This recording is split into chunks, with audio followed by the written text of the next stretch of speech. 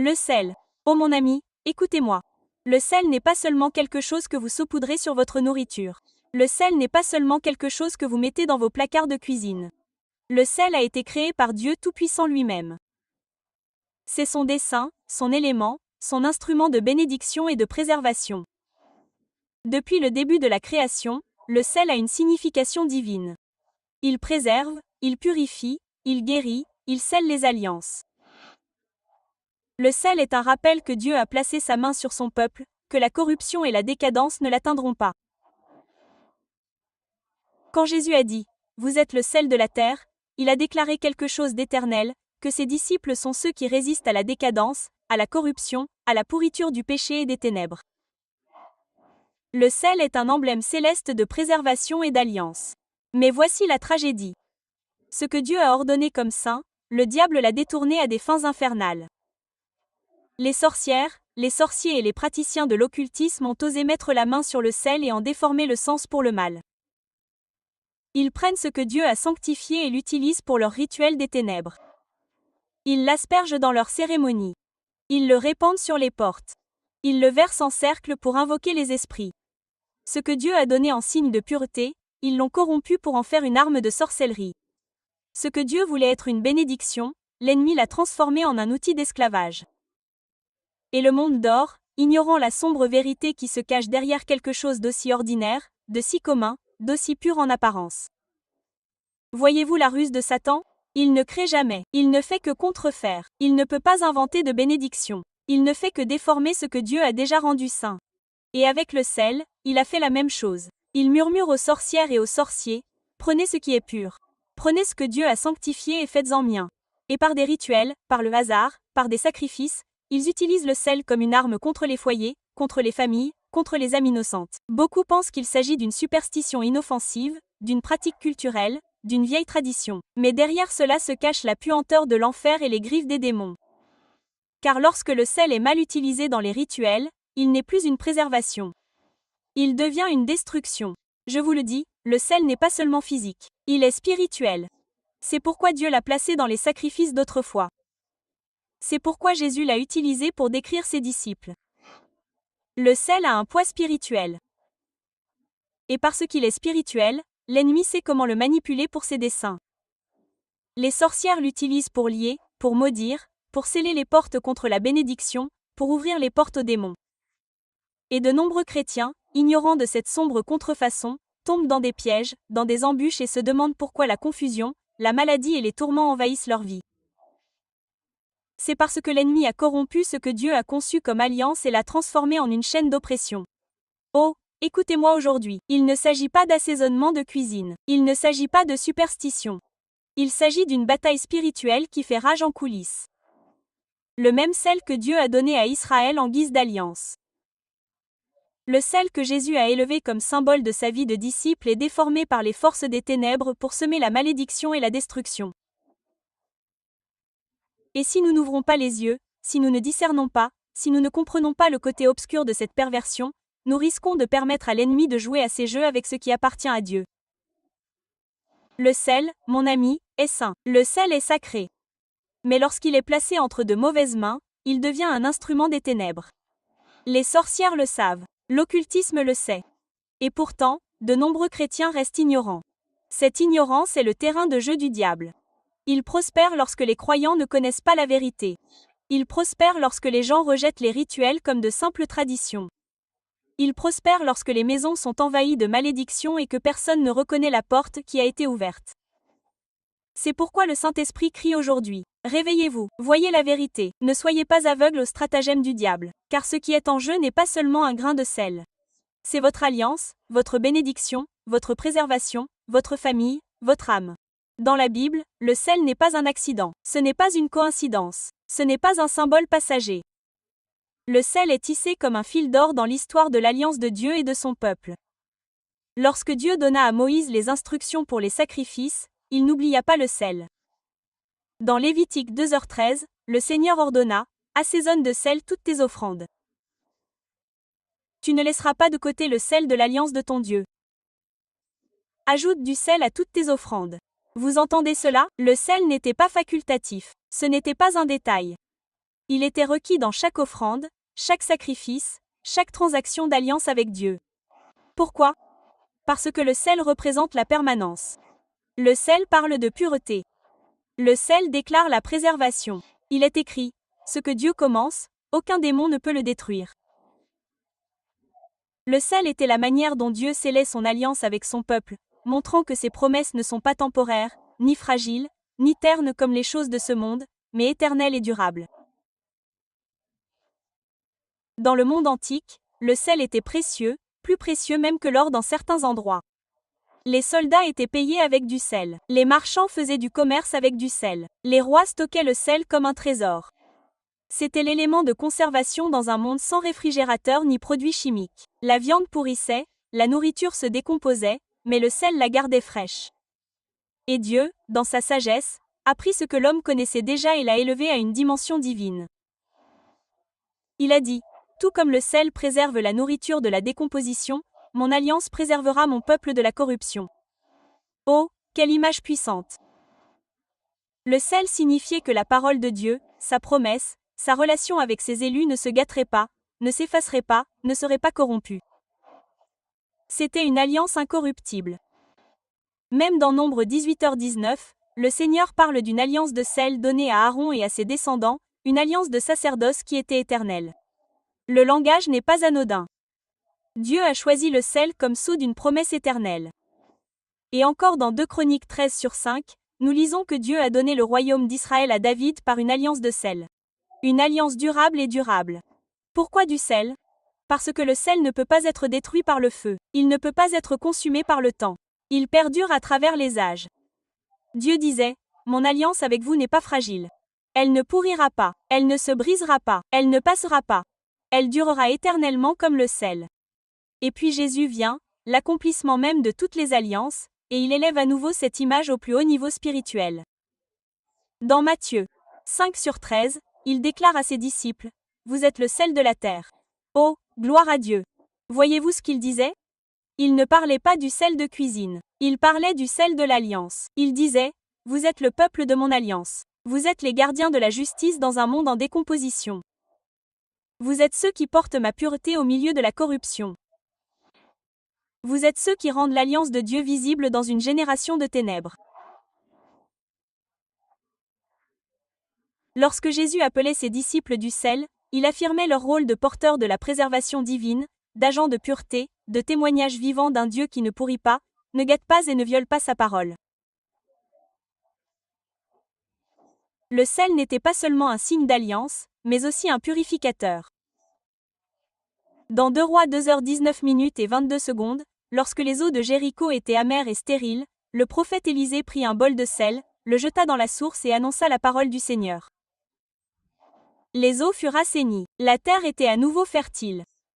Le sel devint l'instrument de la restauration, purifiant la corruption, brisant la stérilité et apportant la vie là où régnait la mort. Quelle puissante révélation!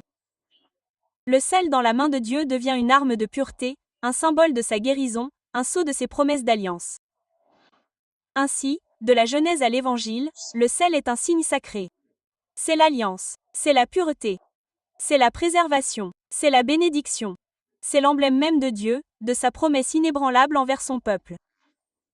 C'est pourquoi ce n'est pas une mince affaire lorsque le diable ose le toucher, le tordre et le pervertir. Car le sel n'a jamais été neutre. Le sel a toujours été sacré. Le sel a toujours appartenu à Dieu. Le diable est un voleur. Il n'a aucun pouvoir de création, mais seulement de corrompre ce que Dieu a fait. Et le sel, cet emblème sacré de l'alliance, a été l'un des outils les plus tordus entre les mains de la sorcellerie. Les sorcières savent ce que beaucoup de chrétiens ignorent, que le sel a une signification spirituelle. Et au lieu d'honorer Dieu avec lui, elles le souillent avec des intentions démoniaques. Ils prennent ce qui est pur et l'aspergent lors de rituels des ténèbres. Ils le dispersent au carrefour pour invoquer les esprits des morts. Ils le versent en cercle, en récitant des incantations pour former une soi-disant barrière où les démons sont invités à résider. Ils le mélangent à du sang pour lier les âmes, sceller des alliances avec les démons, piéger des vies dans des chaînes invisibles. Ce qui était censé déclarer la vie et l'alliance avec Dieu a été perverti en une arme de mort et d'esclavage. Dans les traditions occultes, le sel est souvent utilisé pour tracer des limites. Les sorcières marquent le sol avec des cercles de sel, croyant que cela crée un espace où les esprits peuvent être invoqués, où les énergies peuvent être manipulées, où les démons peuvent agir sans résistance. Voyez-vous à quel point c'est dangereux? L'idée même d'un cercle de sel est une contrefaçon satanique du cercle d'alliance de Dieu où Dieu a dit « Je t'entourerai de mon alliance et je te préserverai ». Le diable murmure par la sorcellerie « Trace ton propre cercle et laisse entrer les esprits ». Au lieu d'être un lieu de protection sous le sang de Jésus, il devient un lieu de piégeage sous le pouvoir de l'enfer. Le sel est également utilisé dans les malédictions. Dans certaines pratiques démoniaques, les sorcières répandent du sel à l'entrée d'une maison ou le mélangent à des cendres pour prononcer des paroles de destruction sur les familles. Elles pensent que le sel lie le foyer au malheur, scellant la porte contre la bénédiction et l'ouvrant au tourment. D'autres enterrent du sel dans le sol, invoquant les esprits de la mort pour attaquer les récoltes, les animaux et les moyens de subsistance. Ce que Dieu a donné pour le préserver, les sorcières l'ont détruit. Ce que Dieu a fait comme symbole de bénédiction, elles l'ont déformé en porteur de malédiction. Il existe même des rituels où le sel est mélangé à des fluides corporels, du sang, de la sueur ou des larmes, et placé sur des autels en offrande aux démons. Imaginez la perversion. Le sel, signe même de l'alliance éternelle de Dieu, est mélangé à la corruption et déposé devant des idoles comme un sacrifice contrefait. Ces rituels ne sont ni des mythes ni des histoires. Ce sont des pratiques réelles qui se produisent à travers les cultures et les continents, dans les villages, les villes, les pièces secrètes. Le sel est transformé en un outil démoniaque. Et les esprits qui se cachent derrière savent exactement ce qu'ils font. Ils se moquent de l'alliance de Dieu, tentent de contrefaire sa pureté et lient les gens dans des chaînes spirituelles. Dans certaines traditions de sorcellerie, le sel est utilisé comme une arme pour bannir. Mais écoutez-moi, il ne s'agit pas de bannir les démons, il s'agit de bannir la bénédiction de Dieu. Ils pensent qu'en jetant du sel derrière eux ou sur un chemin, ils peuvent couper les liens ou briser les destins. Pourtant, ce qu'ils font en réalité, c'est invoquer des malédictions, manipuler les lois spirituelles et asservir les âmes par la peur. Les gens tombent sans le savoir dans ces pièges, franchissent des seuils maudits par le sel, pénètrent dans des environnements pollués par des rituels, rapportant chez eux les résidus de la sorcellerie. Et puis ils se demandent pourquoi la confusion règne, pourquoi la maladie se multiplie, pourquoi l'oppression augmente. C'est parce que ce que Dieu a conçu pour l'alliance a été détourné pour devenir un piège de destruction. L'ennemi sait comment le déguiser en quelque chose d'inoffensif. Il le dissimule dans la culture, la tradition, la superstition. Oh, ce n'est que du sel, disent-ils. Mais non, c'est un rituel. C'est une déclaration. C'est une invitation aux ténèbres. Derrière chaque grain de sel tordu par la sorcellerie, il y a un dessein de l'enfer. Derrière chaque cercle tracé, il y a une invocation de démons. Derrière chaque dispersion, il y a une malédiction déclenchée. Le diable veut faire paraître l'ordinaire innocent, afin que sa perversion reste cachée. Mais la réalité spirituelle est bien plus sombre, bien plus dangereuse que beaucoup ne l'imaginent. C'est pourquoi l'Église ne doit pas être ignorante. Les sorcières comprennent la dimension spirituelle du sel. Alors que de nombreux croyants la rejettent comme rien, mais lorsque les sorcières pervertissent le sel, elles déclarent la guerre à l'alliance de Dieu. Elles prennent un emblème sacré et se moquent du Créateur. Elles transforment la préservation en corruption, la pureté en souillure, la bénédiction en malédiction. Et si le peuple de Dieu n'ouvre pas les yeux à cette réalité, l'ennemi continuera d'utiliser l'ignorance de beaucoup comme une porte ouverte à la servitude. Lorsque le sel est perverti dans la sorcellerie, il ne reste pas neutre. Il ne reste pas inoffensif. Il devient un canal, un transporteur, un véhicule par lequel les ténèbres sont libérées dans l'atmosphère. Le danger ne réside pas dans les grains eux-mêmes, mais dans les transactions spirituelles qui sont effectuées lorsque le sel est consacré aux démons. Ce que Dieu a conçu comme saint lorsqu'il est déformé devient impur. Ce que Dieu a ordonné comme pur lorsqu'il est corrompu devient pollué. Et dès que le sel est utilisé dans les rituels de sorcellerie, il devient un point d'accès, une porte spirituelle grande ouverte aux malédictions, à la confusion et à l'infestation. Beaucoup ne comprennent pas cette vérité. Et à cause de l'ignorance, d'innombrables foyers, vies et même des communautés entières ont été infiltrés par les puissances des ténèbres par le biais d'une mauvaise utilisation du sel. L'un des plus grands dangers de ces rituels est l'ouverture de portes invisibles. Les sorcières utilisent du sel au seuil, aux portes et aux limites pour une raison. Ils savent que ce sont les points d'entrée de la vie. L'entrée de votre maison n'est pas seulement une porte physique. C'est aussi une porte spirituelle. La Bible parle des portes des villes, des portes des nations et même des portes de l'enfer. Les portes sont des lieux d'autorité. Et lorsque du sel est répandu sur le pas de votre porte lors d'un rituel, c'est une tentative de corrompre la porte de votre maison, de prendre l'autorité, de prendre le contrôle de qui et de ce qui entre sans s'en rendre compte. Beaucoup franchissent chaque jour des seuils maudits et se demandent pourquoi des conflits, des maladies ou des problèmes financiers constants envahissent leur maison. Le sel à la porte est devenu un point d'entrée pour l'oppression démoniaque. Un autre danger est le pouvoir de lier. Dans les pratiques de sorcellerie, le sel est souvent utilisé pour sceller les paroles prononcées pendant les incantations.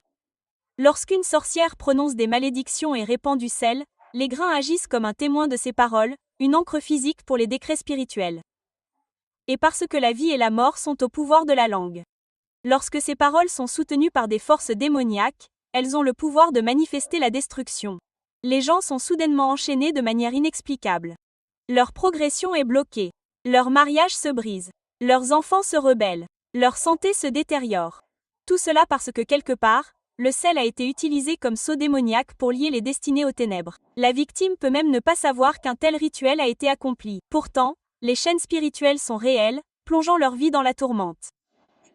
Les rituels du sel comportent également le danger de la confusion.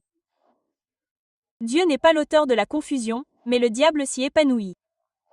Lorsque le sel est perverti dans la sorcellerie, il est souvent dispersé dans l'intention de désorienter. Les familles qui marchaient autrefois dans l'unité commencent à se battre. Les esprits qui étaient autrefois clairs sont assombris par le doute et la peur. Les gens perdent leur paix et le chaos devient l'atmosphère de leur maison. Avez-vous déjà vu cela? Des foyers où rien ne semble fonctionner, où chaque décision se termine par un conflit, où la joie est engloutie par la frustration. Ce ne sont pas des schémas naturels. Ce sont des signes d'interférence spirituelle, souvent alimentés par des rituels qui ont libéré la confusion par le sel. Un autre danger spirituel est l'infestation. Lorsque les sorcières utilisent le sel pour invoquer, elles n'invoquent pas les anges de Dieu. Ils invoquent les démons. Les démons prospèrent là où ils sont invités. Et par le biais de rituels pervers du sel, ils obtiennent un terrain légal pour infester les espaces, tourmenter les esprits, opprimer les corps. Soudain, des cauchemars envahissent la nuit. D'étranges présences se font sentir dans les pièces. Des objets bougent, des ombres apparaissent, des murmures se font entendre. Ce ne sont pas des hallucinations. Ce sont des manifestations d'une infestation démoniaque invitée par des rituels qui ont transformé le sel d'un emblème de l'alliance en un canal maudit. Le danger s'étend également aux générations futures. Tout comme l'alliance du sel avec Dieu était éternelle, les perversions de la sorcellerie du sel tentent de porter des malédictions durables. Un rituel accompli une fois peut perdurer pendant des années, liant les familles, opprimant les enfants et perpétuant un cycle de destruction.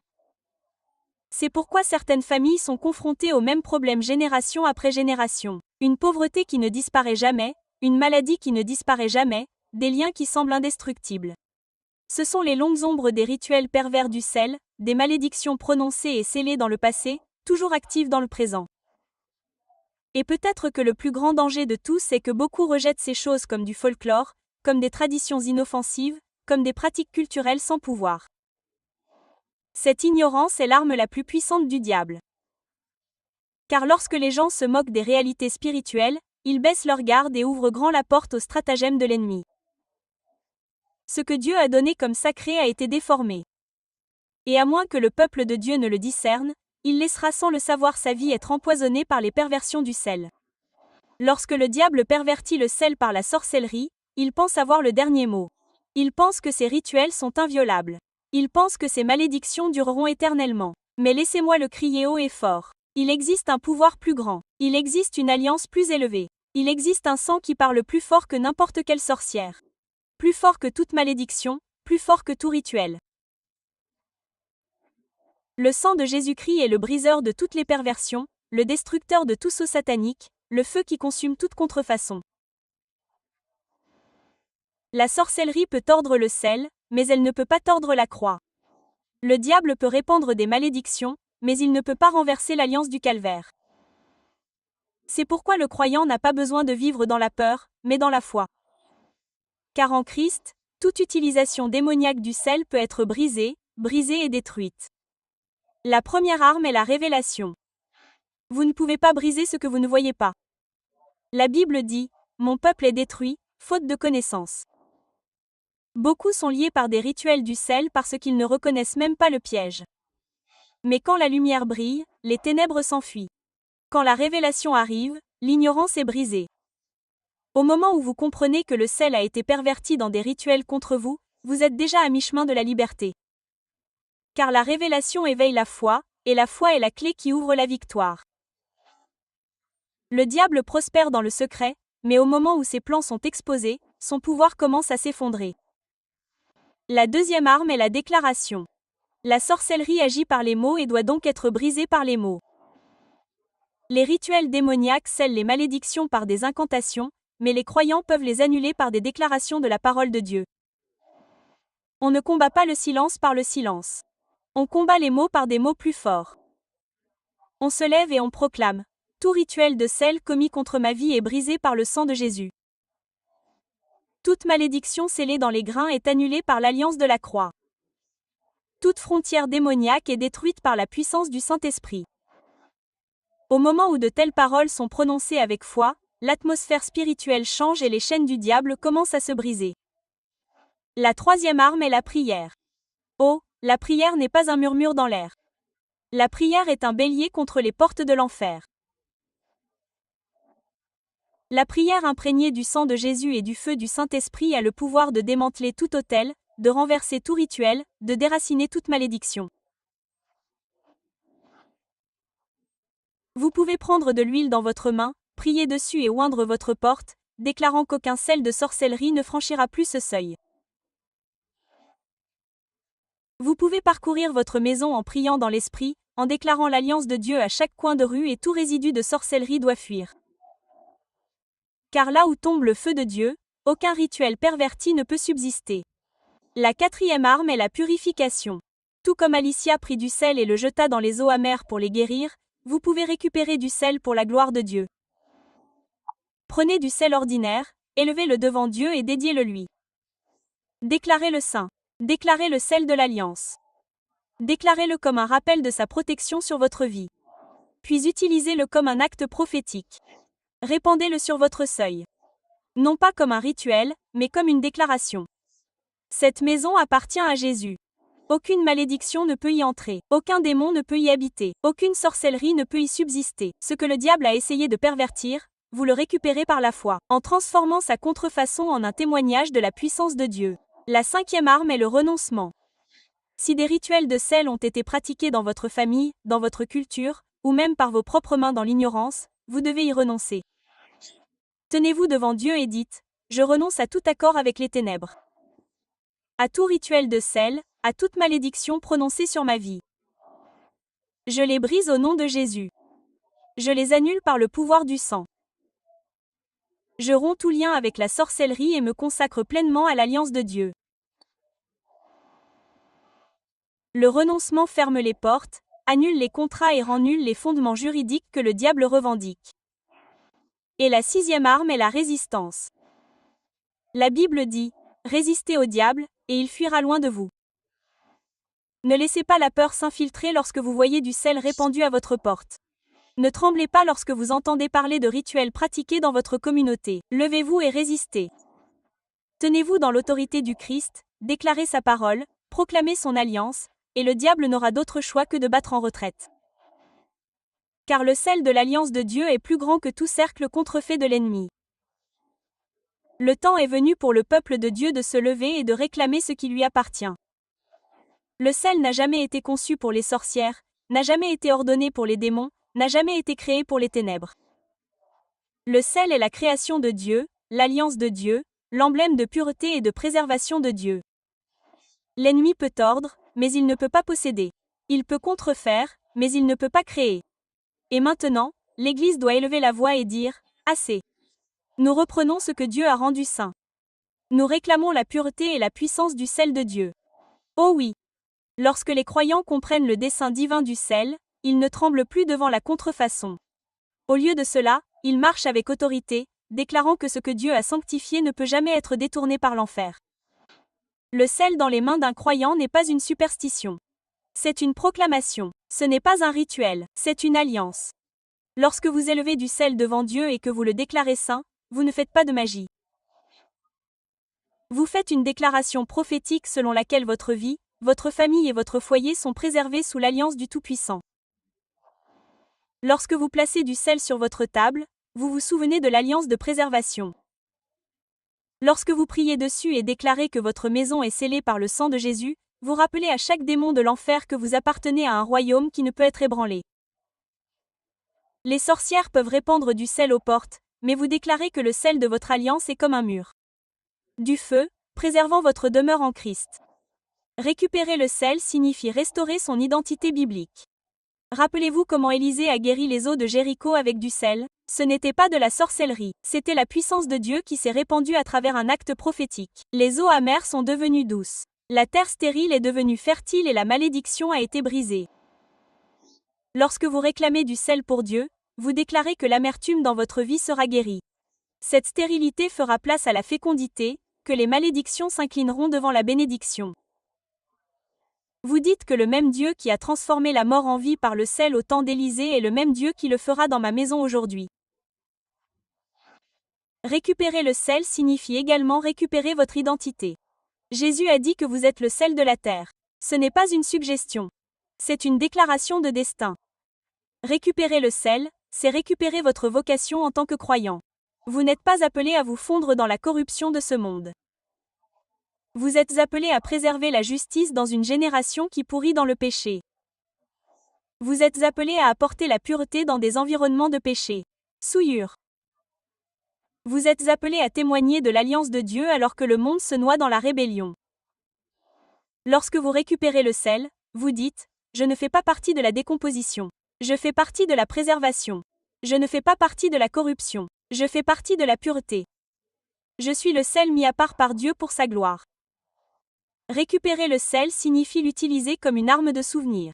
Chaque fois que vous le voyez, chaque fois que vous le tenez, vous vous souvenez que l'alliance de Dieu est éternelle. Ses promesses ne peuvent pas pourrir. Sa parole ne peut pas se gâter. Sa vérité ne peut pas s'estomper. Le sel vous rappelle que votre Dieu est le protecteur de votre âme. Les sorcières peuvent essayer de le transformer en arme, mais pour vous, c'est un rappel que votre alliance est éternelle, incorruptible et scellée par le sang de Jésus-Christ. Vous ne la soulevez pas comme un charme, mais comme un témoignage que vous êtes un enfant de l'alliance de Dieu, préservé dans la pureté et la puissance. Et enfin, récupérer le sel signifie avancer avec audace. Ne vous cachez plus dans la peur, ne tremblez plus devant la contrefaçon, mais marchez avec autorité, déclarant l'alliance de Dieu partout où vous allez. Lorsque vous répandez du sel dans votre maison, vous ne pratiquez pas la sorcellerie. Vous proclamez la préservation. Lorsque vous priez à ce sujet, vous ne vous liez pas à la superstition. Vous vous liez à la promesse éternelle de Dieu. Vous utilisez le sel comme Dieu l'a prévu, comme un emblème sacré de la pureté et de la préservation de l'alliance. Et lorsque le diable le voit dans les mains d'un croyant rempli de foi, il tremble car il sait que la contrefaçon est exposée. La malédiction est rompue et l'alliance de Dieu demeure inébranlable. Aucune sorcière, aucun sorcier, aucun rituel, aucun démon ne peut résister au sel de l'alliance du Dieu Tout-Puissant. Ce que l'ennemi a tordu, l'Esprit du Seigneur l'a exposé. Et ce qui a été utilisé pour la servitude est maintenant brisé sous l'autorité de Jésus-Christ. Écoutez-moi, enfants de Dieu. Toute contrefaçon doit s'incliner. Toute malédiction doit s'effondrer. Tout rituel doit être brisé lorsque le nom de Jésus est prononcé. Le diable pensait pouvoir détourner ce que Dieu avait créé. Mais aujourd'hui, le feu du Saint-Esprit rugit dans votre vie, brûlant tout résidu de sorcellerie, consumant toute trace de perversion et redonnant au sel sa juste place dans l'alliance du Seigneur. Élevez la voix dans votre esprit et entendez le tonnerre du ciel déclarer « Vous êtes le sel de la terre ». Ce n'est pas le murmure d'un homme. C'est le décret du Maître. Vous êtes celui qui a été choisi pour préserver la justice. Vous êtes celui qui a été choisi pour vous tenir en tant que porteur de l'alliance. Vous êtes celui qui a été choisi pour faire taire le pouvoir des malédictions par le cri de victoire en Christ. Le sel n'est pas pour les sorcières. Il est pour les guerriers. Le sel n'est pas pour les rituels. Il est pour les rachetés. Le sel n'est pas pour les malédictions. Il est pour l'alliance. Et lorsque vous marchez dans cette révélation, vous ne tremblez pas devant la contrefaçon. Vous la piétinez. Pensez-y. Le même sel que les sorcières répandent dans la nuit pour invoquer les démons est le même sel que Dieu a déclaré saint, incorruptible, éternel. Le diable essaie de s'en emparer, mais il ne peut pas toucher à ce qui appartient à Dieu. Et maintenant, la question se pose à vous. Vivrez-vous dans la peur de la contrefaçon, ou vous élèverez-vous dans la foi avec l'alliance? Vous inclinerez-vous devant les rituels des ténèbres, ou déclarerez-vous la justice de Dieu? Tremblerez-vous au murmure des sorcières? Ou rugirez-vous avec l'autorité du sang de Jésus? Le pouvoir de choisir se tient devant vous aujourd'hui. Le Saint-Esprit vous secoue pour vous réveiller. L'entendez-vous? Les chaînes claquent. Les pièges se brisent. La contrefaçon s'effondre. Chaque rituel du sel est levé contre vous. Chaque malédiction scellée sur votre famille. Chaque déclaration démoniaque murmurée en secret, tout cela se prosterne devant le nom de Jésus. Tout cela est noyé sous le flot de son sang. Tout cela est consumé par le feu de son esprit. L'alliance de Dieu est inébranlable, éternelle et incassable. Et aucune sorcellerie ne peut défaire ce que le Christ a scellé. Je vois des seuils nettoyés. Je vois des foyers délivrés. Je vois des familles préservées. Je vois des esprits libérés. L'amertume devient douce. La baronnie devient féconde. La corruption devient pure. Pourquoi? Parce que le sel de l'alliance de Dieu est récupéré, restauré et rappelé dans votre vie. Là où il y avait de la confusion, il y a de la clarté. Là où il y avait de l'oppression, il y a de la liberté. Là où il y avait de la destruction, il y a de la préservation. Là où il y avait de la malédiction, il y a de la bénédiction. Tout cela parce que le sel de l'alliance de Dieu a triomphé de toute contrefaçon de l'ennemi. Et maintenant, le feu de cette vérité brûle dans votre cœur. Aucun rituel de sorcellerie ne peut résister au sel de l'alliance de Dieu. Chaque cercle de ténèbres est brisé par le cercle de la croix. Chaque grain de perversion est écrasé par le grain de vérité. Chaque autel de malédiction est consumé par l'autel du calvaire. Et toute contrefaçon doit s'incliner. Pas demain, pas la semaine prochaine, pas un jour dans le futur, mais maintenant au nom puissant, incomparable et éternel de Jésus-Christ, le Fils du Dieu vivant.